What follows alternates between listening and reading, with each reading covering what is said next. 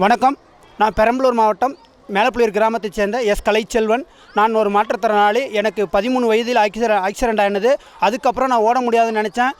அதுக்கப்புறம் எங்கள் ஊரில் தரேஸ் அகமதுன்னு ஒரு கலெக்டர் வந்தார்.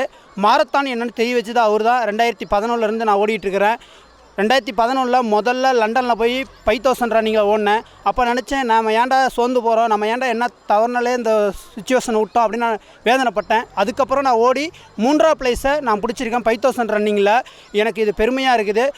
இருந்தாலும் இந்த அளவுக்கு என்னை வந்து ஊக்கப்படுத்தினது எங்களது ரஞ்சித் சாரும் எங்களது விஜயகுமார் சாரும் அவர்கள் தான் ரொம்ப பெருமைப்படுத்தியிருக்காங்க. இந்த நேரத்தில் இந்த நாமக்கல் மாரத்தான் வந்து இது 3 முறையாக நான் இங்கே ஓடிருக்கிறேன். நல்லா இந்த சார் வந்து நல்லா சூப்பராக பண்ணியிருக்காரு. நல்லா என்கரேஜ் பண்ணுறாரு. மாற்றுத்திறனாளிகளையும் சரி, நார்மலும் சரி, தன்னார்வலர்களையும் எல்லாம் நல்லா ஊக்கப்படுத்தி சிறு குழந்தைகளையும் பொருட்படுத்தாமல் எல்லாத்துக்கும் நல்ல ஒரு ப்ரைஸை கொடுத்து நல்லா ஊக்குவிக்கிறாரு. அடுத்த தலைமுறைக்கு வரணும்னு எல்லாத்தையும் வேண்டுகோள் சொல்கிறார்கள்.